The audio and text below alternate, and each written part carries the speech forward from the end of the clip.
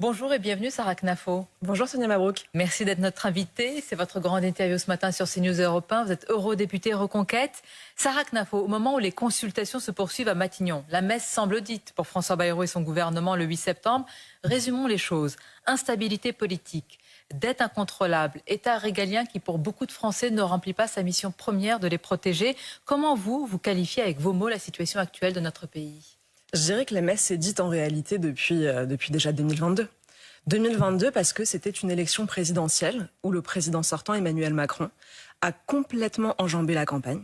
Il n'a pas fait campagne, il a refusé de débattre. Il a été élu par défaut, on s'en souvient, avec des voix de gens qui le détestaient mais qui ont appelé à voter contre le Rassemblement national. Et donc, quand on escamote comme ça une campagne présidentielle, en réalité, on ne peut trancher aucun des grands sujets. Résultat, à la fin, pas de majorité. Qui dit pas de majorité dit pas de loi. Et donc, on en est dans la situation où on est, avec des fléaux extrêmement graves que vous avez décrits, à savoir une déconnexion totale entre la vie du pays, la vie réelle, la vie des gens et la vie politique. Donc, on a une vie politique bouillonnante, où les gens se parlent entre eux en réalité. Alors, on parle de tambouille, de vote de confiance, de motion de censure, etc.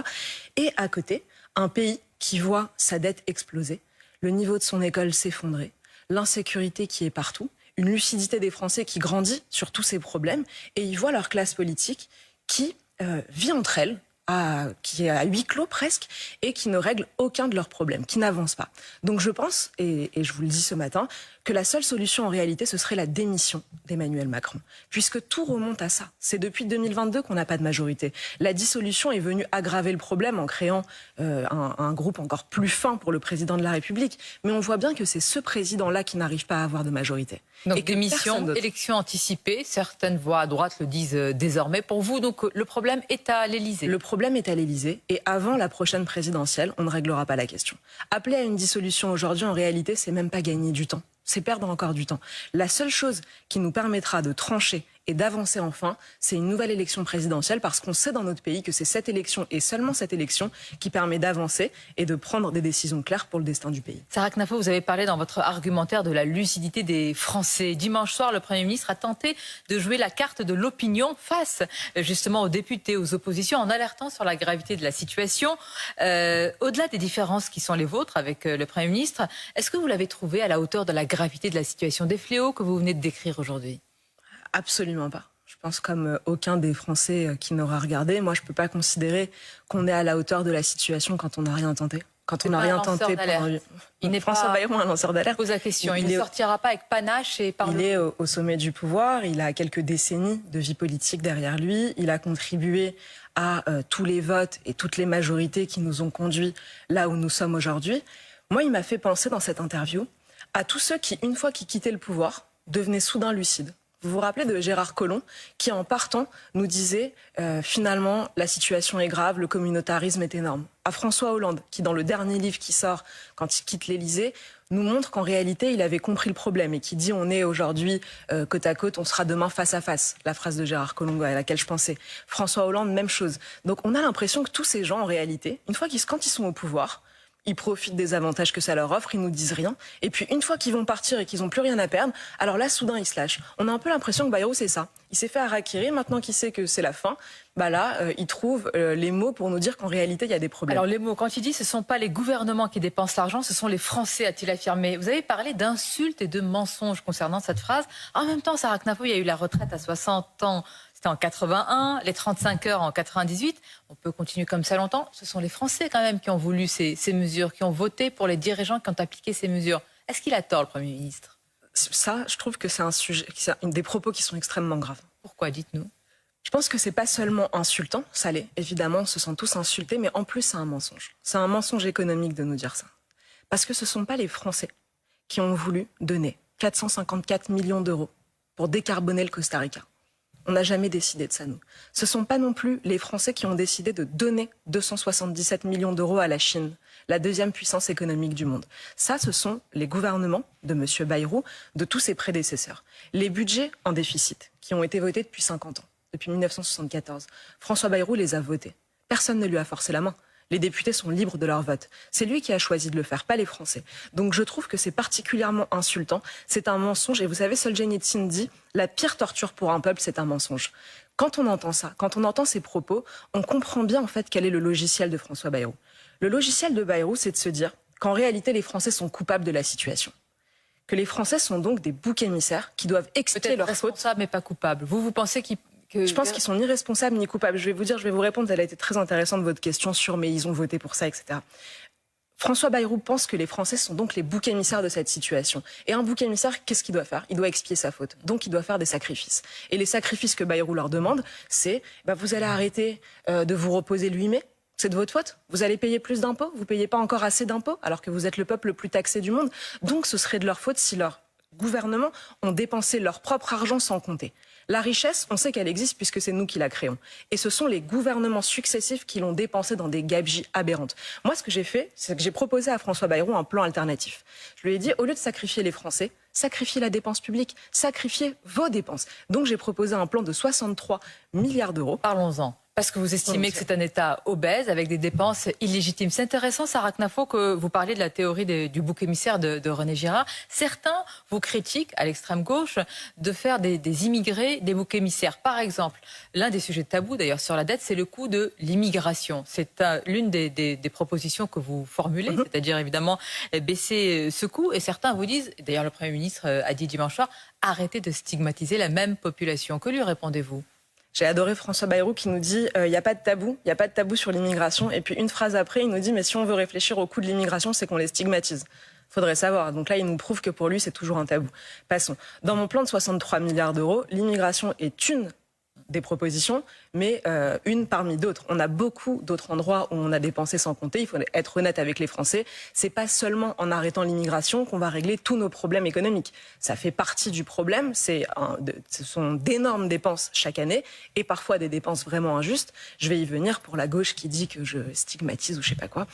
On va revenir à un peu de bon sens et un peu de rationalité. Je veux stigmatiser personne. Il s'agit d'accuser qui que ce soit. Il s'agit de se demander si c'est légitime de dépenser chaque année 20 milliards d'euros en aide sociale non contributive pour des étrangers. Pour que les gens entendent bien ces mots, non contributifs, ça signifie que ce sont des aides pour lesquelles ils n'ont jamais cotisé. C'est-à-dire qu'ils sont arrivés sur notre territoire, ils ont bénéficié de notre solidarité sans avoir mis de l'argent dans le pot commun pour cela, donc sans avoir travaillé pour les mériter. C'est par exemple le RSA, c'est par exemple les allocations logement. Vous n'avez pas besoin d'avoir cotisé pour pouvoir en bénéficier. Ça n'existe dans aucun pays du monde. Et vous voulez le supprimer? Absolument.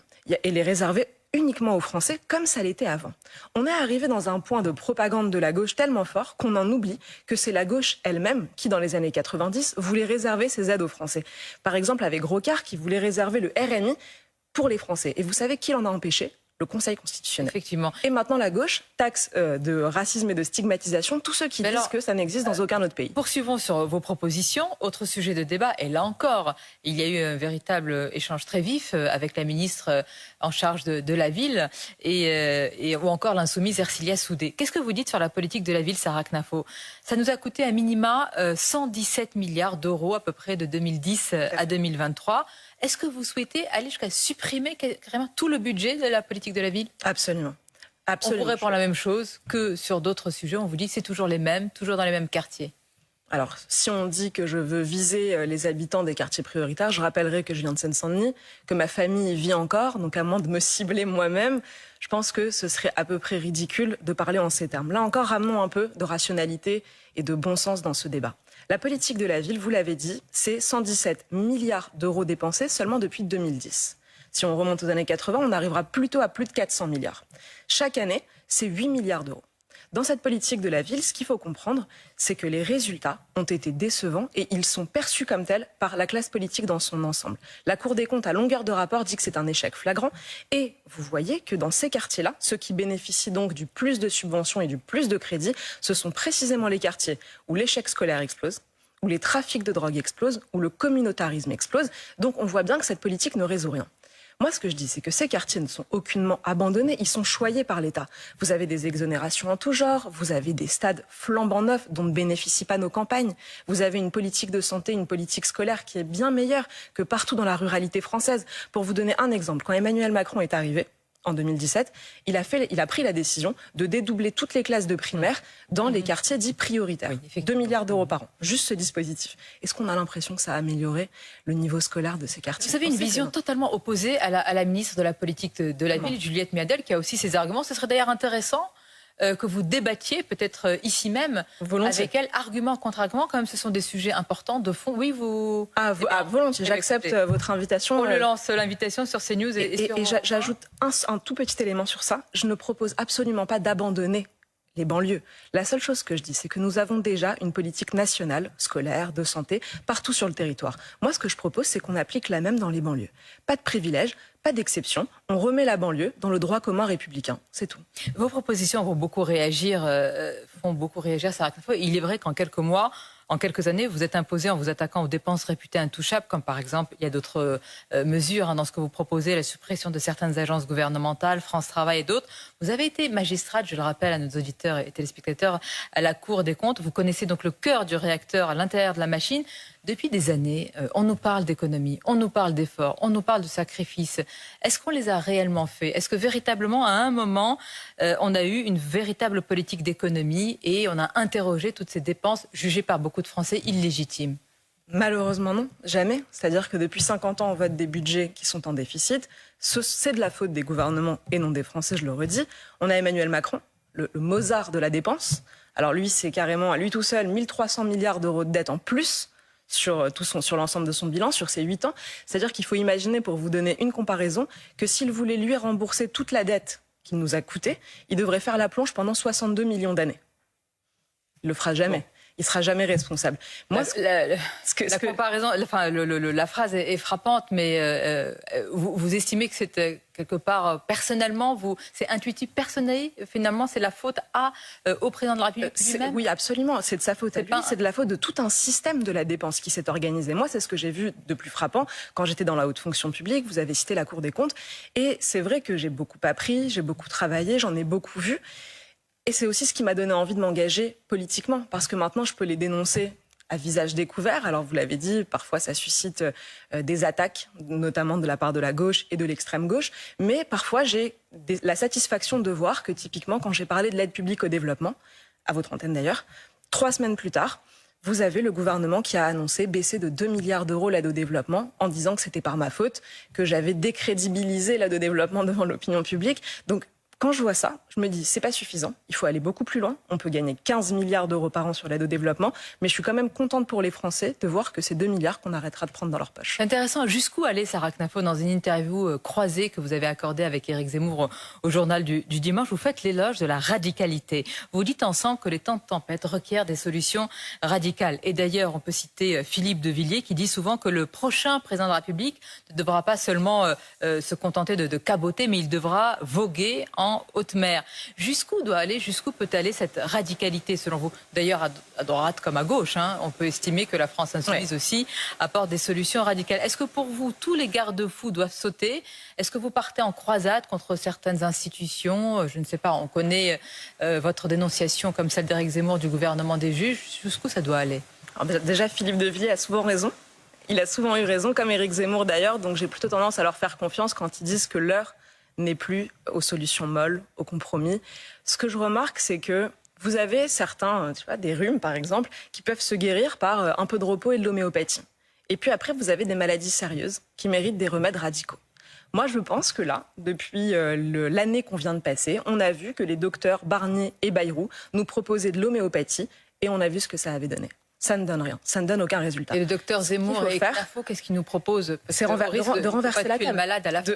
Absolument pas. L'objectif, c'est de le guérir, c'est de redresser le pays. Regardez ce qui se passe dans les pays où les peuples ont élu des dirigeants qui leur proposaient vraiment de renverser la table et pas juste des petites mesures paramétriques et conjoncturelles.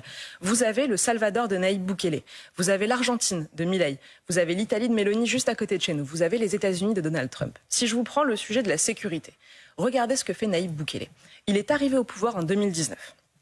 À peine arrivé, il a construit 70 000 places de prison en 7 mois.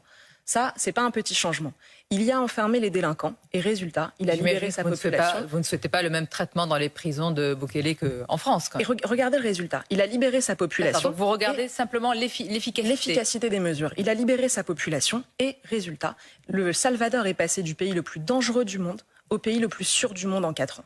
Vous n'avez pas d'homicide en 1000 jours. C'est ce que vient d'annoncer le gouvernement salvadorien. Nous, si vous regardez juste sur Google hier, homicide en France, vous en avez déjà 3. Malheureusement, ce qui s'est passé, ce boulanger qui a été attaqué et poignardé, et puis un adolescent qui a été également attaqué à l'arme blanche. Absolument. L'épidémie des coups de Donc moi, ce que je propose aux Français, ce ne sont pas des solutions homéopathiques qui ne changeront rien et en leur promettant que leurs arrière-petits-enfants en verront peut-être les effets. Ce que je leur dis, c'est regardez les pays où ça fonctionne. Vous avez des gens courageux, avec des tempéraments forts, et vous avez des résultats immédiats.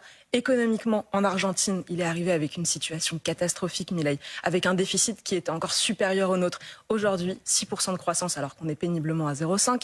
Il a réussi à réduire la dette, il continue, parce qu'il a eu des solutions fortes qui ont fonctionné. Donc je pense que c'est ce que les Français attendent et que nos mesures font consensus. Pour conclure, Sarah Knafo, peut-être une question que je n'ai pas eu le temps de poser au Premier ministre et que peut-être beaucoup de nos téléspectateurs et auditeurs se posent. Comment est-ce qu'on en est arrivé là? Comment un pays comme la France, quand même, puissance, alors je ne sais pas s'il faut la classer en 5e, 6e ou 7e, mais comment ce pays aujourd'hui peut peut-être avoir perdu son destin, ne l'a plus en main?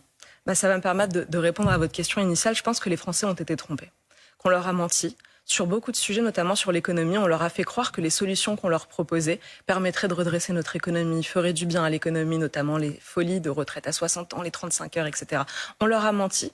Ils y ont cru parce qu'ils n'avaient le choix en réalité qu'entre des dépensiers de droite et des dépensiers de gauche. Ça fait bien longtemps qu'on n'avait pas eu une droite comme la nôtre, comme celle de Reconquête, qui proposait les vraies solutions. Vous croyez encore en l'union des droites quand vous écoutez hier Bruno Retailleau qui appelle à voter la confiance pour François Bayrou? Forcément, ça me déçoit quand vous vouliez travailler avec lui. Oui, bien sûr, parce qu'il faut être cohérent. Nous, quand on appelle à l'union des droites, on sait que c'est la seule solution. Les électeurs le comprennent. Et sur ce sujet, comme sur d'autres, il serait temps que la classe politique comprenne ce que les Français ont compris il y a bien longtemps. On sait que c'est la seule solution. Je pense qu'on est la meilleure hypothèse, mais il faudra qu'on travaille avec d'autres. Et on y est prêt. Et donc peut-être que si d'autres ont le leadership, leurs mauvais travers s'effaceront et ils redresseront la France à nos côtés. Et bien on verra tout cela, on verra déjà ce qui va se passer le 8 septembre. Merci à vous, Sarah Knafo. Merci à vous. C'était votre grande interview et à bientôt. À bientôt.